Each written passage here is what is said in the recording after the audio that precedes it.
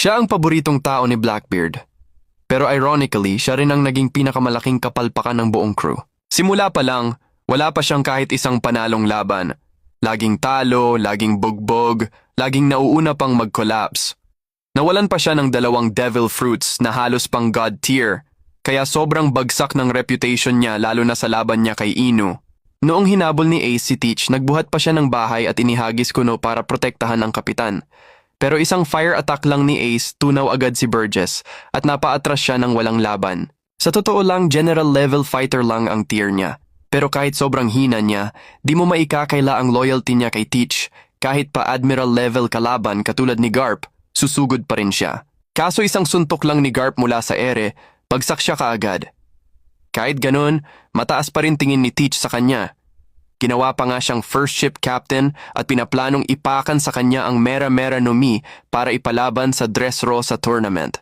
Pero nandun pa rin ang problema. Sobrang hina niya sa actual combat. Nadurog ang armor niya sa Dragon Claw at nang hingal na hingal si Luffy after Gear 4, gusto niyang samantalahin para patayin si Luffy at agawin ang prutas. Buti na lang dumating si Sabo. Isang mabilis na sipa, lipad si Burgess. Tapos ginamit pa niya ang pangalan ni Ace para guluhin si Sabo, hoping makahanap siya ng opening. Pero sinalubong lang siya ng apoy na halos pumatay sa kanya. Hindi niya nakuha ang Gomu Gomu no Mi, ang prutas na naging dahilan kung bakit hindi natalo si Blackbeard. Ayon pa nga kay Rox, para sakupin ang Holy Land Mary Joyce, kailangan ng 2 doktor.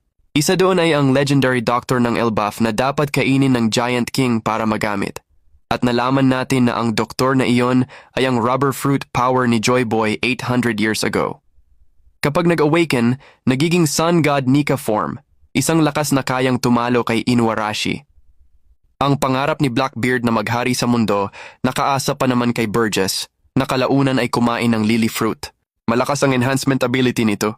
Kaya niyang buhatin ang bundok na parang wala lang. Perfect sana ito sa lakas brute style niya, pero sa laban nila kontra red-haired pirates, wala. Hindi niya na ipakita ang kahit anong impressive na power.